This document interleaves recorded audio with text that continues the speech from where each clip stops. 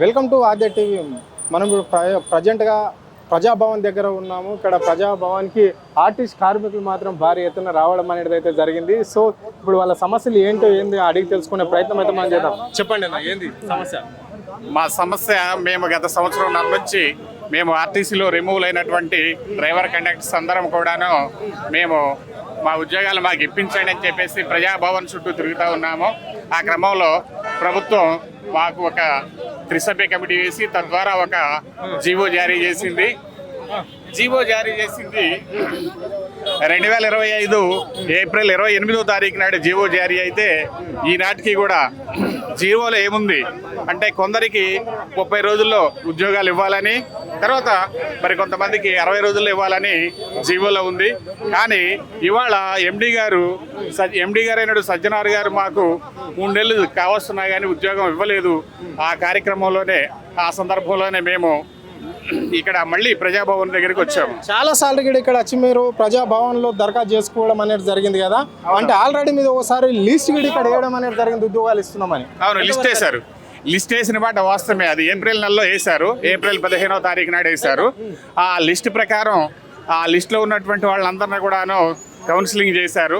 Counselling అయిపోయినా కూడా మరి ఇవాళకి కౌన్సిలింగ్ అయిపోయి కూడా 3 నెలలు దాటినా కూడా ఇవాళకి మాకు ఉద్యోగాలు మాకు ఇవ్వకపోవడం ఏంటని చెప్పేసి మళ్ళీ మేము ఈరోజు ప్రజాభవన్కి రావడం జరిగింది. అంటే దీని అంటే ఉండి ఎవరు చేస్తున్నారు, ప్రధాన కారణం ఏంటి? మరి జీవో వచ్చిన తర్వాత ఎందుకు మిమ్మల్ని ఇంత ఇబ్బందులు పెట్టవలసిన అవసరం వస్తుంది ప్రభుత్వానికి? ఈ ప్రభుత్వం జీవో ఇచ్చింది అయితే ప్రభుత్వమే, కానీ మరి ఎందుకు అమలు చేయట్లేదు అనేది మాకు అర్థం కానటువంటి విషయమే. మేము మీ ద్వారాగా, మీడియా ద్వారాగా మేము ప్రభుత్వానికి మరొకసారి విన్నవించుకుందామని చెప్పేసి మేము ఈరోజు రావడం అనేది జరిగింది. Okay, right. చెప్పండి మేడం, ఏ డిపో నుంచి వచ్చారు? మాది కొల్లాపూర్ డిపో, కొల్లాపూర్, మహబూబ్నగర్ జిల్లా. ఏంటి సమస్య ఏంటి? డ్యూటీల గురించే తిరుగుతున్నాం సార్. 1.5 year అవుతుంది, ఇంతవరకు రాలేదు. సజ్జనర్ సార్ ఏమో లేడు అంటున్నారు. జీవో వచ్చింది ప్రభుత్వం నుంచి, కానీ ఇంతవరకు మాకు ఎలాంటి రెస్పాన్స్ ఇవ్వట్లేదు. అందుకే తిరుగుతూనే ఉన్నాం కానీ ఎలాంటిది లేదు. తొందరగా డ్యూటీలు ఇస్తే బాగుంటుంది. అందరూ చిన్న జీవితాలు, జీతాల మీద బతికే జీవితాలు మావి చిన్నవి. అందరు పిల్లలతో ఉన్నారు. పిల్లల భవిష్యత్తు కోసం మేము ఆలోచిస్తున్నాం. మా డ్యూటీలు మాకు ఇస్తే మేము ప్రశాంతంగా చేసుకుంటాం, ఎలాంటి ఇబ్బందులు లేకుండా. సార్ మాకు ఇవ్వకుండా ఎందుకు ఇబ్బంది పెడుతున్నారో తెలియట్లేదు. మాకు డ్యూటీలు కావాలని కోరుకుంటున్నాం, అంతకు మించి ఇంకేం లేదు.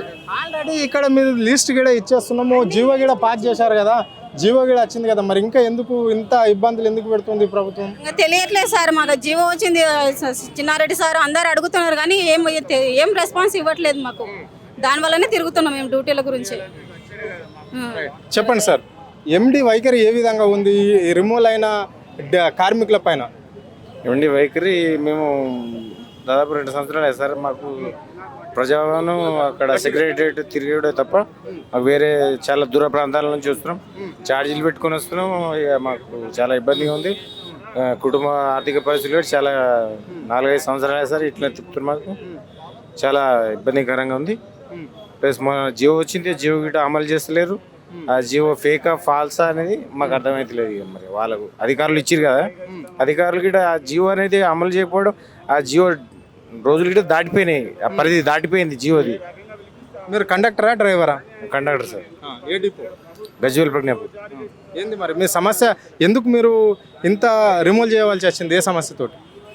చిన్న తప్పులు, టికెట్ ఒకటి తీసుకుపోవడం.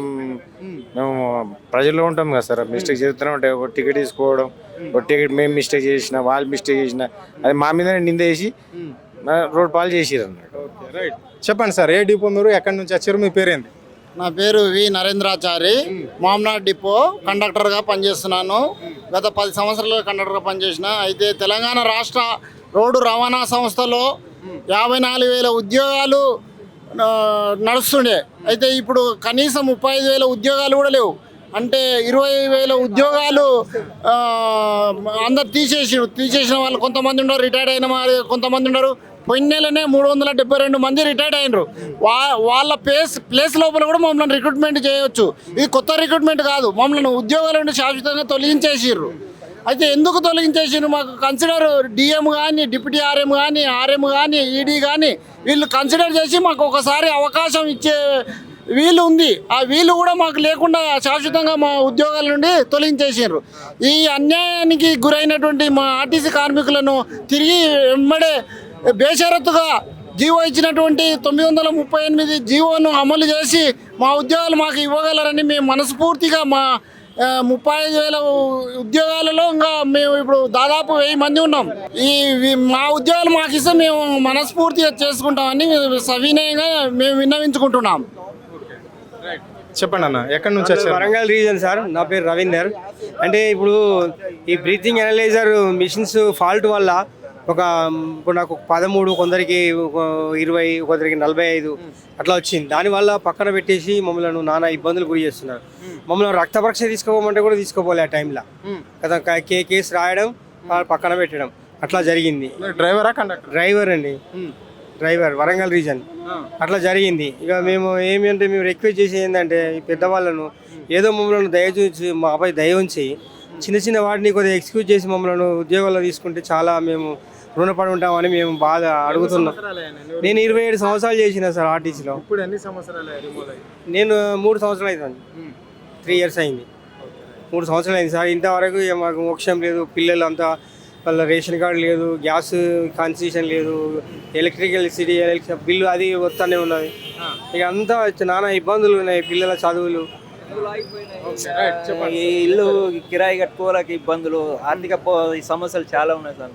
పిల్లల చదువులు, మెయిన్ చదువులు ఆగిపోయినాయి పిల్లలకి. ఇప్పుడు 10th కాలేజ్ చేసే పిల్లలు వాళ్ళ ఆర్థిక పరిస్థితి బాగాలేక చదువు ఆగిపోయింది. చాలా క్లిష్ట పరిస్థితిలో ఉన్నాం. దయచేసి రేవంత్ సారు దయచేసి మా మీద అందరికి ఉద్యోగాలు ఇస్తే సంతోషంగా ఉంటామని కోరుకుంటున్నాం.